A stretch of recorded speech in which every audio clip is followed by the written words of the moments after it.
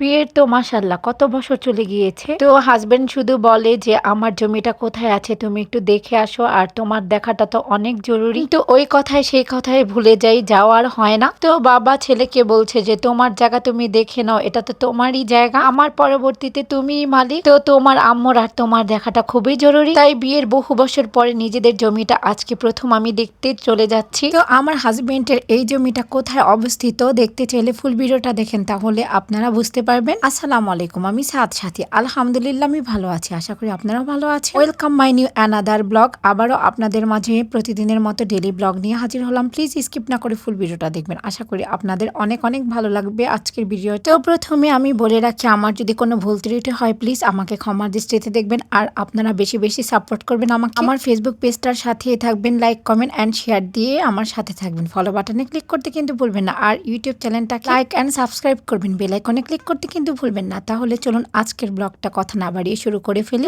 আজকে রান্না করছি ওই তো আপনাদের ভাইয়া ঈদের পরের দিন আমাদের খামার থেকে যে মাছ ধরে নিয়ে এসেছিল, বড় শরীর মাছটা, তো এই শরীর মাছ দিয়ে আজকে লাউ রান্না করব। আর এই গরমের মধ্যে লাউটাই অনেক বেটার হবে, আর লাউ থেকে আর বেশি মজার কিছু হতে পারে না। কারণ হচ্ছে আমাদের নবী রাসূল সাল্লাল্লাহু আলাইহি সাল্লামের লাউ খুব পছন্দের খাবার ছিল, তাই আমরা অধিকাংশ মুসলিমই লাউ খেতে খুবই পছন্দ করি, আর লাউটা খেতে খুব মজাও লাগে। আর পটল দিয়ে আমি আলু দিয়ে শরীর মাছ দিয়ে রান্না করেছি।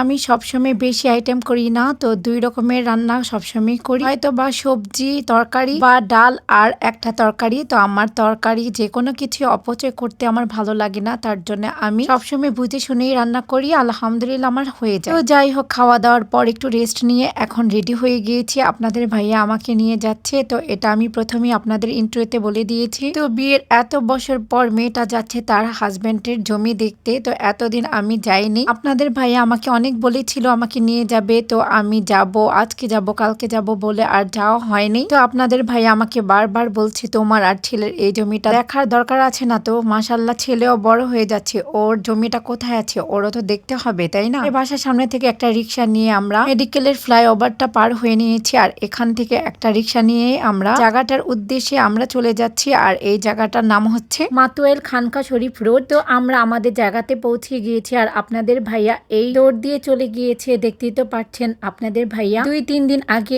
এইখানে মাছ ছেড়েছে, তো সে দেখতে পেরেছে যে একটা লোক মাছ ধরছে, ওনার তো মাথা একদমই খারাপ হয়ে গেছে এই সিনটা দেখে। যাই হোক, আমি বলে টলে তাকে একটু ম্যানেজ করলাম যে যাই হোক ভুল হয়ে গেছে তার, সে আর করবে না, সেও নত হয়েছে আমাদের কাছে। তো যাই হোক, এখানে আগে মাছের চাষ করতো অন্য একটা লোক, তো আপনাদের ভাইয়া চিন্তা করলেন আমি নিজেই করি, কাজও করি, পাশাপাশি এখানে কিছু মাছ ছাড়ি, আমার লোক আছে ওরাই দেখাশোনা করবে। কিন্তু আমি এই মাছ চাষ করার একদমই রায় দেই না, আমার এগুলা একদমই অপছন্দের একটা কাজ। কিন্তু কে শুনে কার কথা, ও যেটা বলছে সেটাই করবে। পানি যেখানে আছে এটাই আমাদের পুরো জমি, 18 কাঠা জায়গা, তো আমার ভাড়া দেওয়া লাগে না। আর এই তো এখানে আমার হাজবেন্ডের আর 3 ভাসুরের মিলে এই পুরোটা জায়গায় ওদের। আমি আপনাদের সাথে তো শেয়ারই করলাম, আর কোথায় এই জায়গাটা সেটাও বললাম। যাই হোক, এখন আমরা বাসার দিকে রওনা করেছি, আর এই নার্সারিটা হচ্ছে মেডিকেলের অপোজিটে, আর এখানে খুব সুন্দর সুন্দর ফুল গাছ, বিভিন্ন রকমের গাছ। তো এটাও আমি একটু ক্যামেরা বন্দি করে ফেললাম,